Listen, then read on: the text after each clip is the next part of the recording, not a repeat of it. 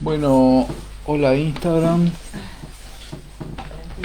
eh, hola Facebook, ahí estoy. Eh, no sé qué pasa con YouTube que no arranca nunca. La semana pasada tampoco, ahora tampoco.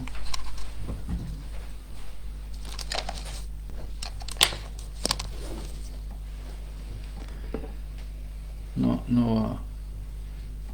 Denme un minutito que voy a volver a instalar todo a ver si sale. Este,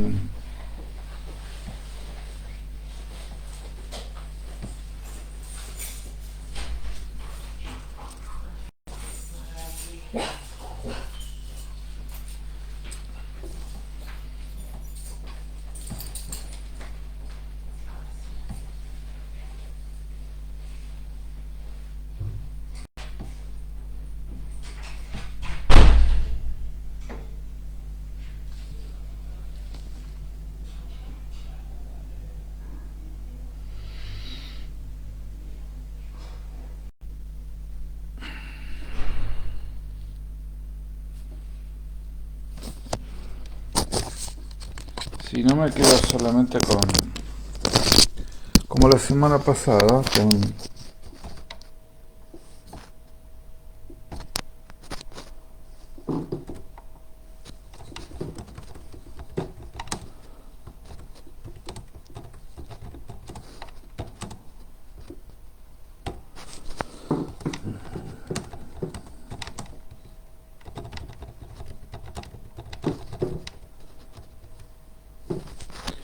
Bueno, vamos a ver si sale.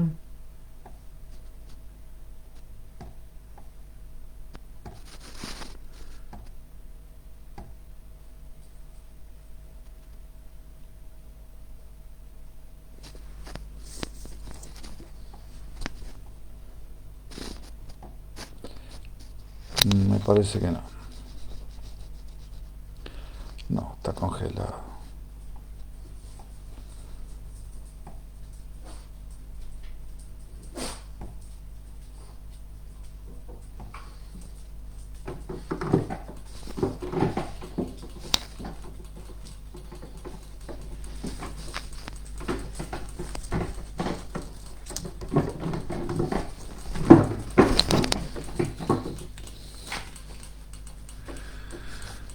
No, no. YouTube no sale, así que vamos solamente con Facebook y después la paso. Como hice la semana, como vengo haciendo las últimas veces, que no anda. Muy bien. Vamos a arrancar entonces. 4 minutos después, pero no, sigue dando vuelta el relojito ahí en YouTube.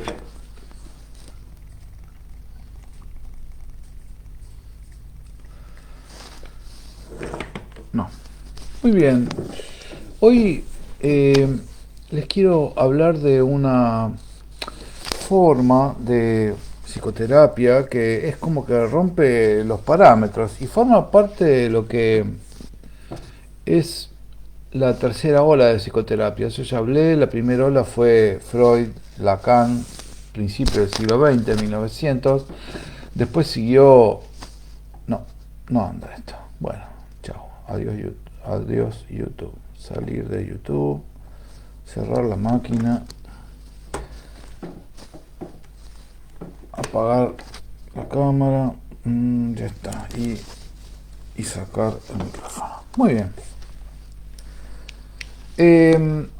La primera ola fue Freud y Lacan. La segunda ola fue en los años 60-70 con la psicoterapia gestáltica, transpersonal, transaccional. Y la tercera ola están cerca del principio del siglo XXI, año 1990, 2000, ahí andan todas. ACT, la cognitiva conductual. La que vamos a hablar hoy eh, pertenece a la tercera ola de las psicoterapias. Psicología positiva. Rarísimo el título porque Ahora van a ver que en realidad no es tan raro, la orientación es absolutamente adecuada, su palabra. En la historia, en la historia médica, perdón, en la historia del enfoque de la salud, el que dominó en Occidente fue el enfoque hipocrático. Hipócrates, el padre de la medicina, gira todo alrededor de la enfermedad.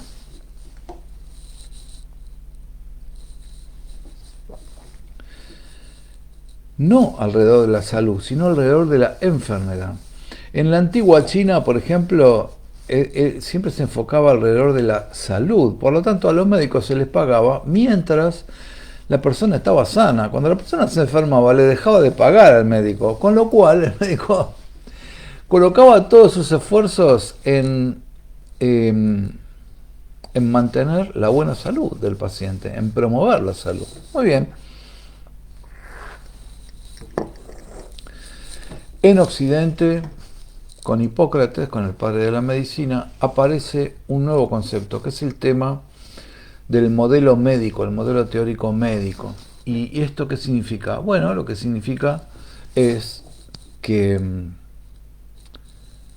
el hincapié se hace en la enfermedad. A los médicos nos entrenan para atacar y destruir el síntoma o la enfermedad. ¿Quién lo trae? ¿Cómo vive? Bueno, los médicos, la verdad, ahora sí se le está dando un poco más de importancia, entonces hoy los médicos se detienen un poco más a escuchar eso, pero no es lo común. Lo común es, bueno, una angina pultácea se trata con determinado antibiótico, tantos días, listo, chao. ¿Quién lo trae? Un niño, un adulto, un viejo, es lo mismo. ¿Qué le pasa a esa persona? No sé, viene con angina pultácea, le doy antibiótico y se va. Esto es lo que está funcionando hasta el día de hoy. Pero 1947, estamos hablando de la mitad del siglo XX, la Organización Mundial de la Salud, que entonces brillaba por su buen desempeño,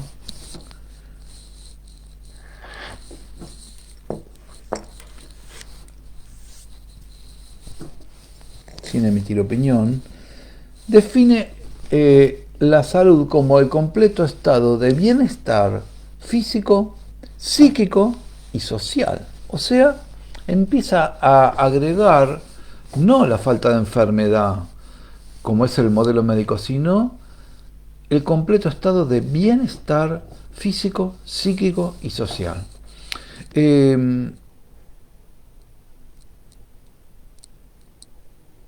Esto, fíjate, en el modelo médico el concepto es prevenir que no venga la enfermedad.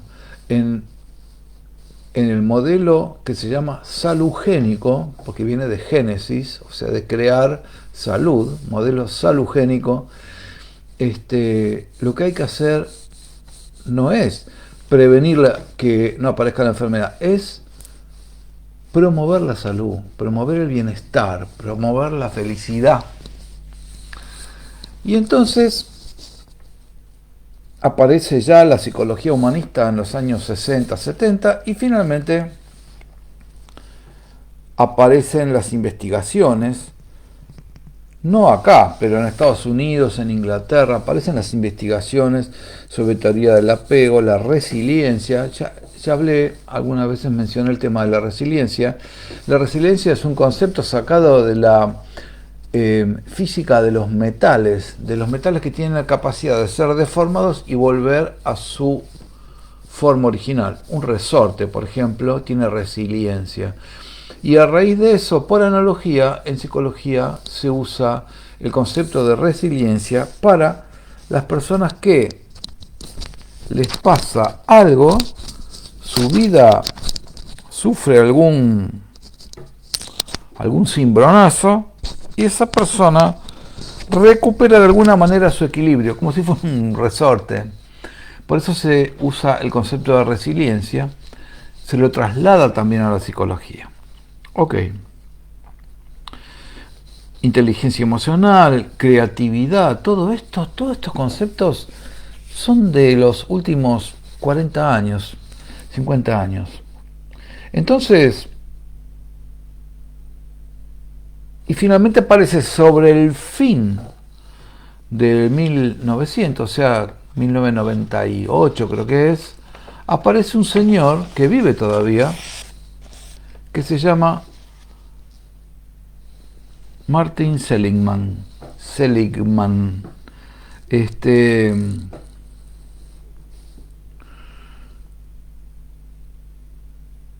Nació en el año 42.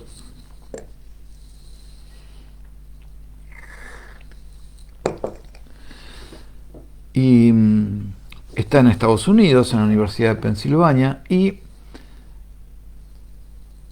empieza a escribir, empieza a estudiar y a escribir sobre lo que él denomina la psicología positiva. Yo te voy a enunciar la psicología positiva para que la conozcas. No me voy a poner a profundizar. Yo utilizo conceptos de la psicología positiva muchas veces en mi consultorio. Trabajo. La psicología positiva trabaja sobre lo que sí, sobre la disponibilidad, no lo que es decir, es el concepto salugénico, en vez de el concepto médico, que es el conflicto, el problema, lo que no está bien.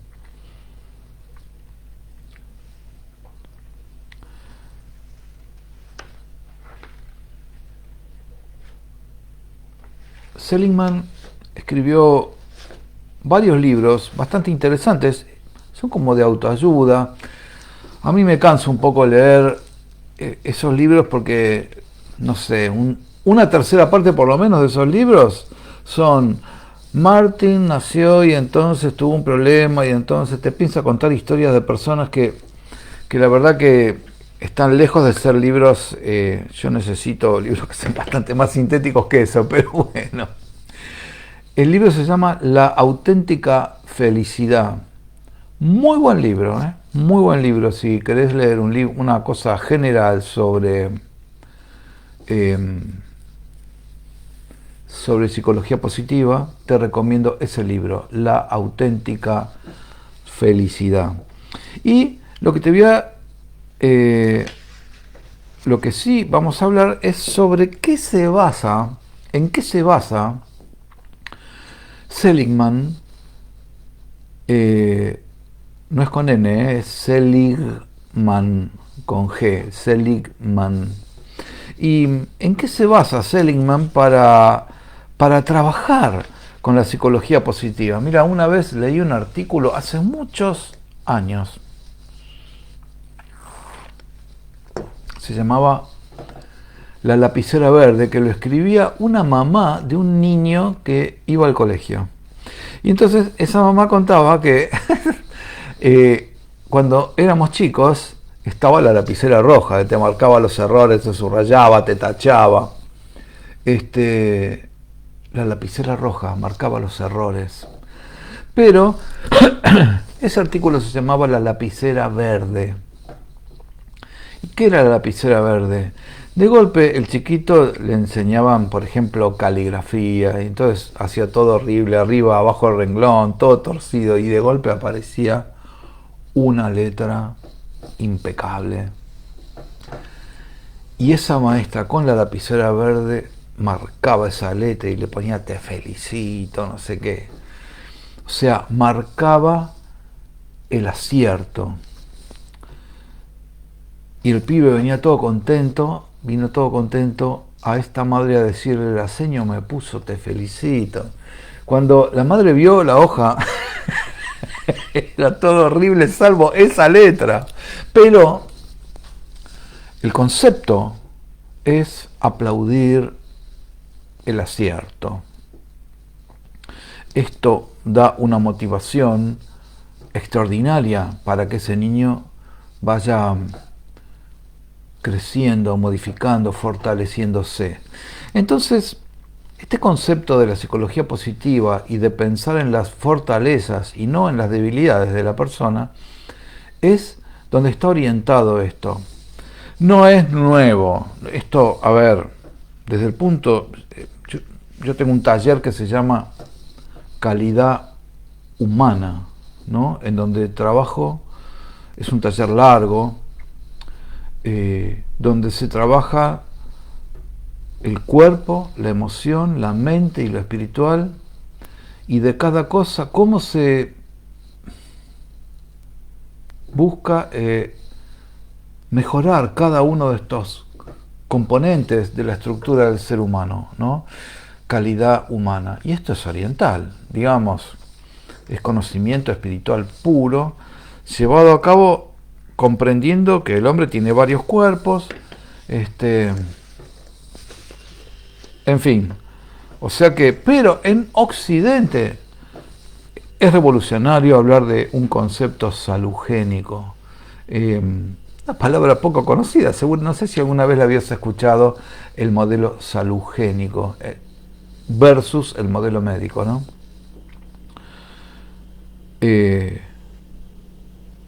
Todos saben que yo hago además de medicina convencional, de esta terapéutica, yo hago homeopatía y hago acupuntura. Y entonces el otro día escuchaba a mi maestro de homeopatía, el doctor Ángel Minotti, que había atendido a un cirujano cardiovascular muy importante y quedó sorprendido por todo el interrogatorio que había que hacer para dar un remedio homeopático.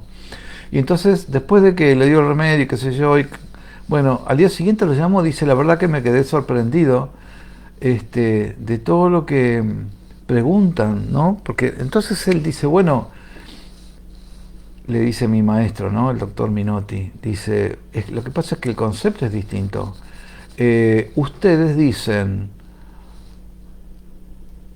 porque tenés un problema en el hígado, estás enfermo. Y nosotros decimos, porque estás enfermo, terminas teniendo un problema en el hígado. O sea, el concepto es salugénico, no es un concepto médico como nos enseña en la facultad de medicina. Pero bueno, no quiero entrar en polémicas, digamos, porque la verdad que yo sigo siendo un médico alopático también y admiro el crecimiento en la tecnología, el conocimiento de los médicos convencionales. Muy bien. En 2004, o sea, hace 20 años, Seligman y Peterson, que es otra persona muy importante que también ha escrito libros sobre psicología positiva, elaboran las virtudes o los pilares de la psicología positiva y hablan de las 24 fortalezas. 24 fortalezas. Yo te las voy a enumerar todas para que vos vayas viendo cómo se manejan y cómo van trabajando en los pacientes. Traje una ayuda a memoria para que no se me olvide ninguna, ¿no? Son 6 grupos donde están las 24 fortalezas. 6 grupos. En algunos, en general, hay 4, 3. Así que bueno, vamos a analizarlos todos. En el primero se llama sabiduría y conocimiento. Y esto implica la adquisición y el uso del conocimiento. Esto es una fortaleza. Y para esto necesitamos curiosidad o interés por el mundo, amor por el conocimiento y el aprendizaje, juicio, pensamiento crítico y mentalidad abierta, finalmente ingenio, originalidad e inteligencia práctica. Esas son las 4 cualidades que tienen que ver con este capítulo, que es el de sabiduría y conocimiento. Entonces, primero, curiosidad, interés por el mundo, ¿no? Yo quiero leer textuales. Es el interés por lo que sucede en el mundo, encontrar temas fascinantes, explorar, descubrir nuevas cosas, que no es, bueno, ahora, ser curiosos. Pues sos curioso. Hoy en un celular puedes tener el acceso a cualquier cosa, ni hablar si entras con inteligencia artificial y qué sé yo.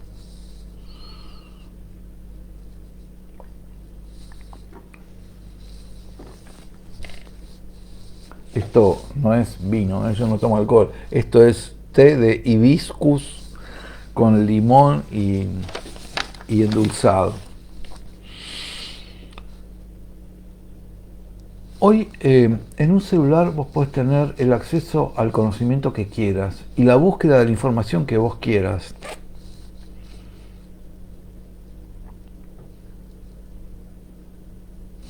Siempre, por ejemplo, estas cosas de curiosidad, del lenguaje, yo trabajo mucho con las palabras, porque las palabras tienen tanto poder, y siempre hablo del tema de bizarría, por ejemplo, el bizarro. Bizarro es una transliteración del inglés, es un anglicismo. Nosotros usamos el significado inglés de bizarro, ¿eh? Vos decís bizarro, ¿qué es bizarro? Es algo deformado, horrible, todo. Bueno, en español no. En español es algo con fuera de lo común por el coraje, por la valentía. Y el otro día, el 20 de junio, escucho el himno a mi bandera. Aquí está la bandera idolatrada, bueno. Y en un momento el himno a la bandera dice, aquí está la bandera que un día a la batalla se dirigió triunfal y llena de orgullo y bizarría, a San Lorenzo se dirigió inmortal. Llena de orgullo y bizarría. Y uno dice, pero ¿cómo bizarría? ¿Que está toda hecha pelota, deformada? No, no, al revés. Es la palabra bizarría, en español es eso. Es valerosa, en fin. Un detalle. Entonces, curiosidad. Curiosidad.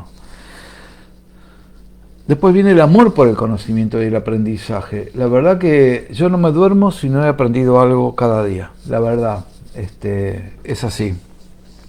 No es solamente aprender, es meterse en el mundo del aprendizaje. Es poner el cuerpo en aprender alguna cosa. El tercero, juicio, pensamiento crítico, mentalidad abierta. No aceptar cualquier cosa, ¿eh? Hay que tener un pensamiento crítico y decir, esto es una pavada, esto está chequeado, como me dice mi hija del medio, Rocío, me dice, ¿está chequeado esto que decís?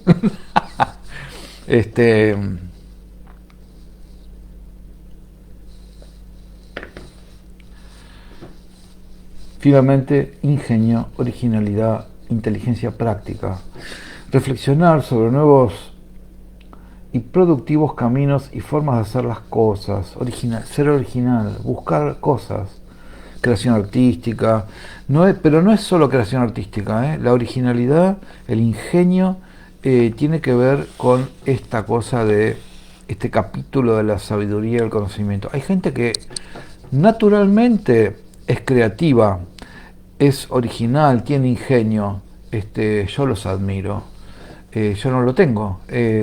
Tengo para estudiar, para sintetizar, para crear talleres, pero punto. Yo voy a una feria de artesanos y veo que con un tenedor hacen una bicicleta, todo la verdad que me produce una admiración brutal. Muy bien, el primer capítulo entonces es el de la sabiduría y el conocimiento, de las fortalezas de Seligman. El segundo es el coraje.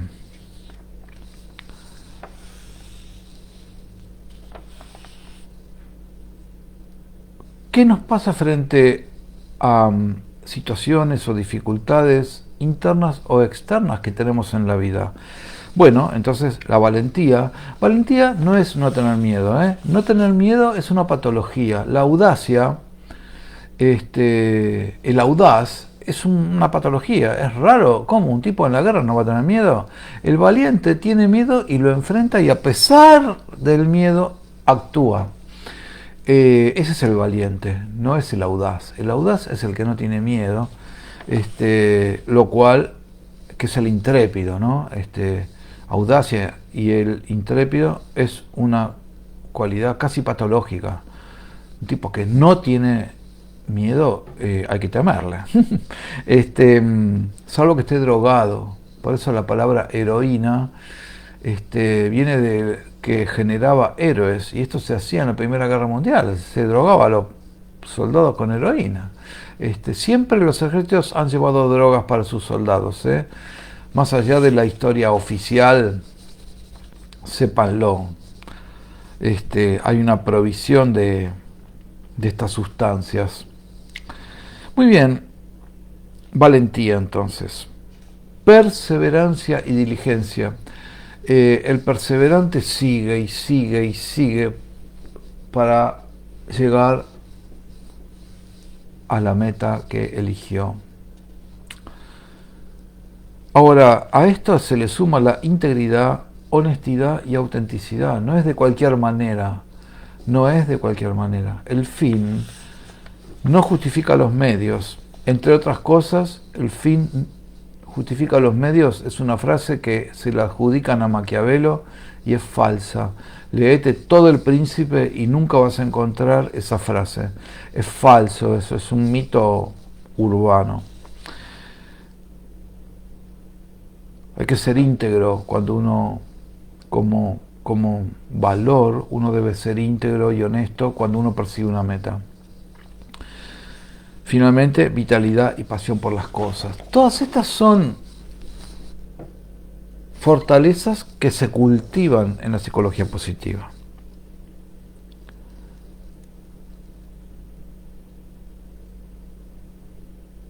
Después viene el tercer grupo, que es el de la humanidad.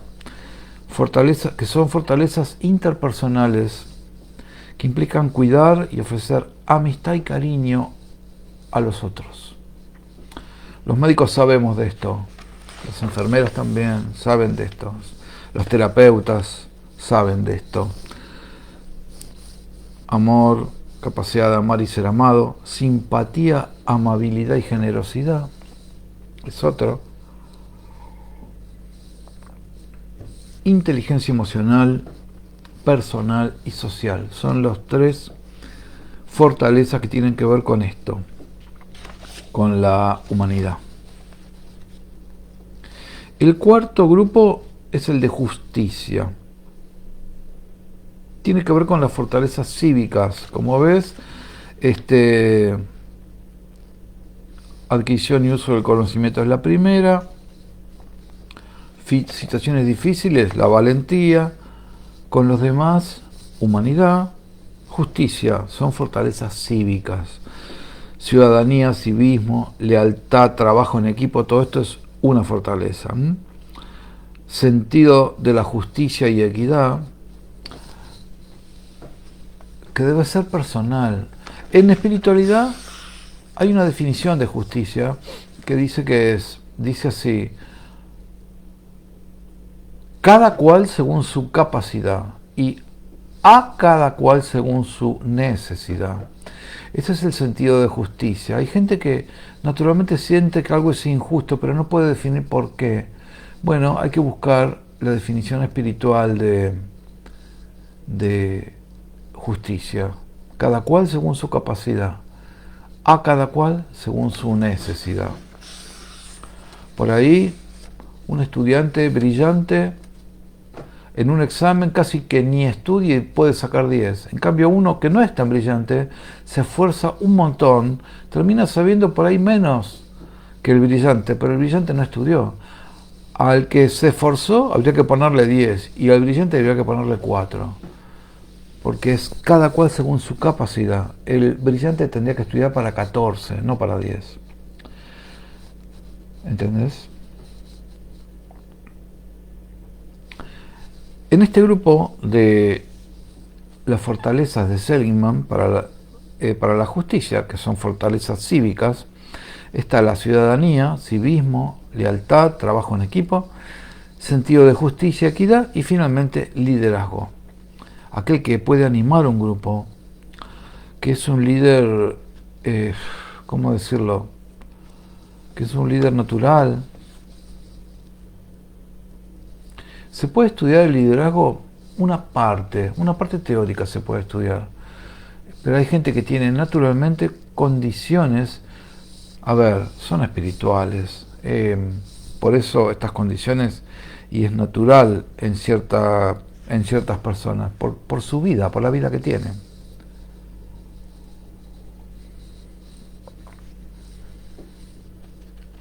Finalmente, nos quedan dos grupos más.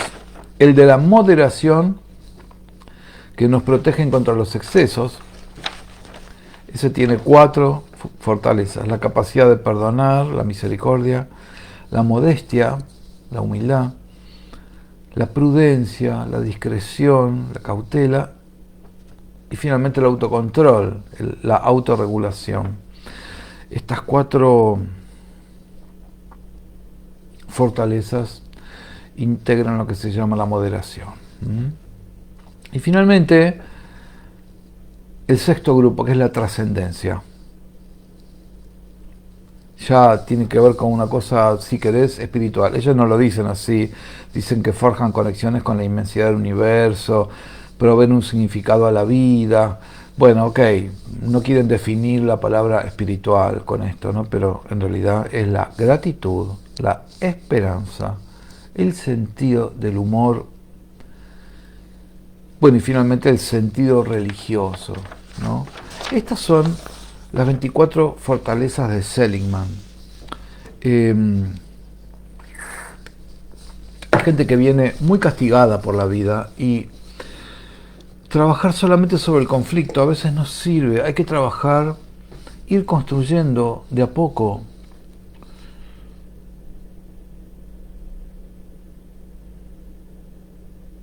una nueva imagen. Esto en psicología cognitiva conductual se llama reestructuración cognitiva. Hay que generar una nueva estructura.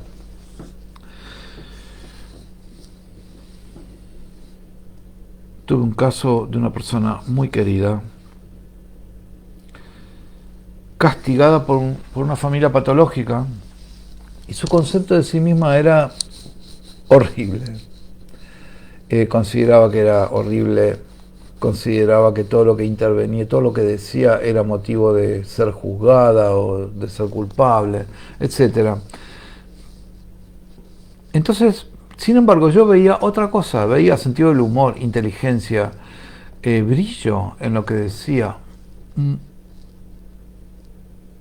mucho conocimiento. Y entonces le mandé una tarea. Esto es caso real, yo no miento casos, no invento. Entonces le mandé una tarea que tardamos un montón, tardamos como, no sé, 2-3 meses en hacerla. Que haga una encuesta con sus amigos, con sus parientes, con la gente que trabajaba con ella, sobre qué opinión tenían de ella. Y entonces empezó a anotarlas.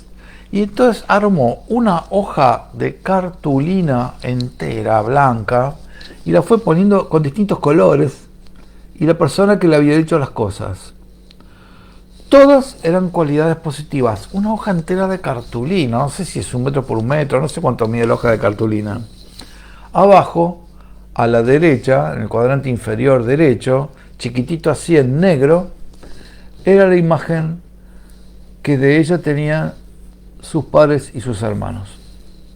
Fea. Eso solo era negativo. El resto era todo brillante. Esto es psicología positiva. Esto es una reestructuración cognitiva. Es empezar a darse cuenta desde la realidad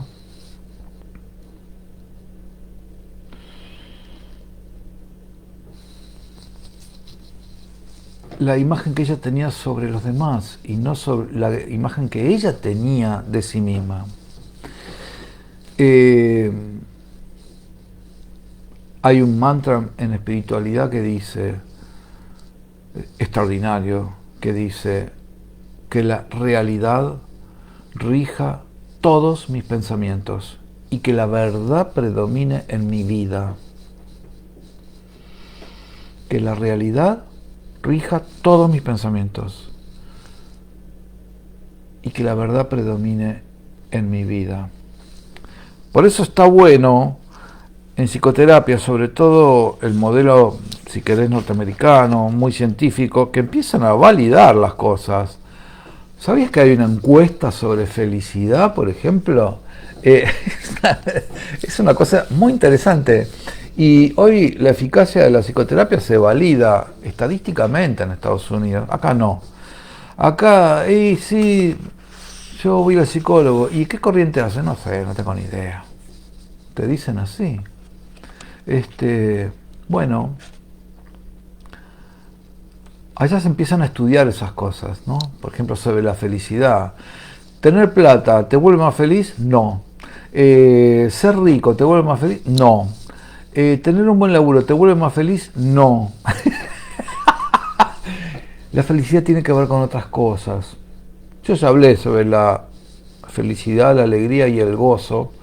Tal vez algún día repita esa charla porque eh, no tiene nada que ver una cosa con la otra, ¿no? La felicidad es de la personalidad, la alegría es del alma, el gozo es del espíritu, para que tengas una idea.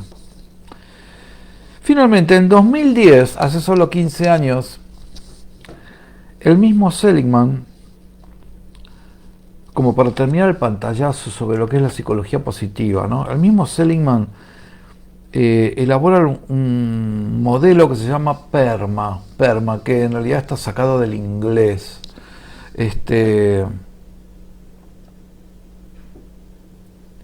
La P, bueno, no importa, son emociones positivas, que es positive emotions, ¿no? En inglés. La E es engagement, o sea, el compromiso que uno tiene en la vida con la gente, con los laburos que hace.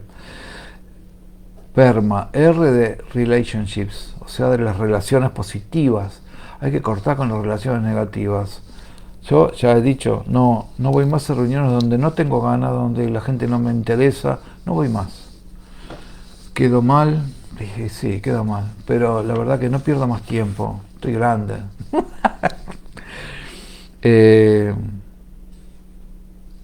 Emociones positivas, compromiso, relaciones positivas, meaning, por eso PERMA, meaning, el sentido.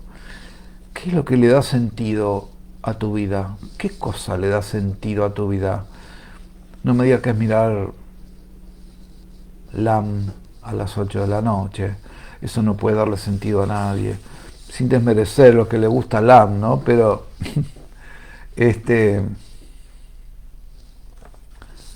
fíjate qué cosa le puede dar sentido a tu vida. Puede ser hacer cerámica, hacer los Boy Scouts hacen la buena obra de cada día, ¿no? Bueno, es interesante eso. Y finalmente, accomplishment, o sea, el logro. Fíjate, el modelo PERMA tiene 5 cosas: las emociones positivas, el compromiso, las relaciones positivas, el sentido de tu vida y el logro. Esto es psicología positiva. Es interesante, es otro modelo, es otra cosa. Es ir a una terapia para potenciar lo que sí podés. Y después, bueno, sí, vamos viendo los conflictos, pero lo que importa son tus valores. Y aquello que tenés dificultades, hay que meterle el acelerador ahí y decir, bueno, a ver, esto tengo que mejorarlo, ¿entendés? Gente que llega tarde a mi consultorio, yo le digo, no podés llegar tarde. Tenés que ser puntual.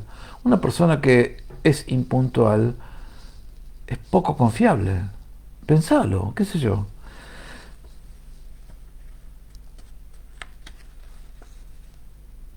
Hay un concepto que se llama fluir en psicología positiva. Es más, hay un libro que se llama Fluir de Mihaly Csikszentmihalyi.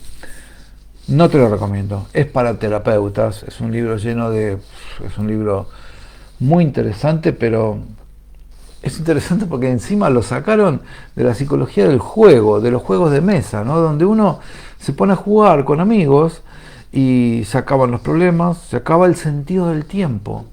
La gente por ahí se pone a jugar y resulta que descubre, mira el reloj y dice, mira, son las 4 de la mañana.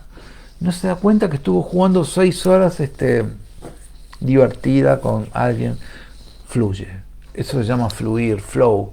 Eh, pero no sé si aconsejarte el libro. Está el libro que se llama Flow, pero es muy específico. De cualquier manera, hay alguien que se dedicó a estudiar el fluir, ¿entendés? Es una cosa, cuando uno fluye con algo que le interesa, ¿no?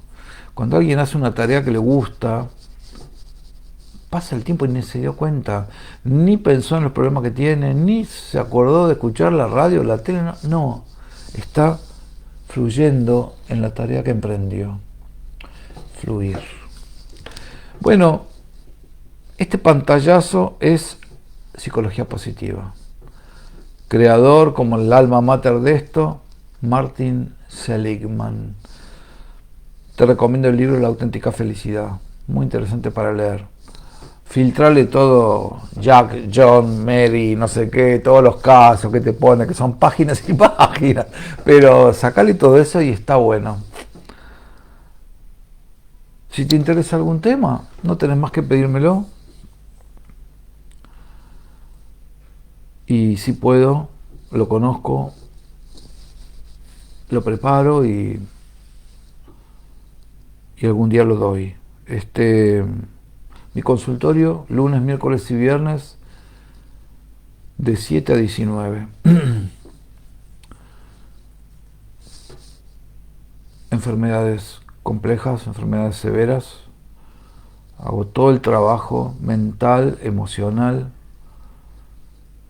y médico, acompañando a estos pacientes con enfermedades severas, cáncer, autoinmunes, neurológicas,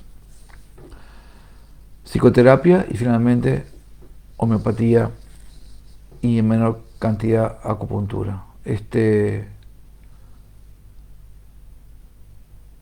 Mis libros, Del cuerpo al espíritu, El poder de cambiar, Camino a la sanación y Desde el alma, cualquier librería los tiene. Me los podés pedir si querés también, pero lo vas a comprar y te sale, encima son baratos, así que... Y me despido siempre de la primera charla de ese abril de 1989 en la esquina de Las Flores, de Angelita Bianculi de Rodríguez. Que Dios en cualquiera de sus formas y nombres nos bendiga a todos. Muchísimas gracias por estar. Hasta la semana que viene.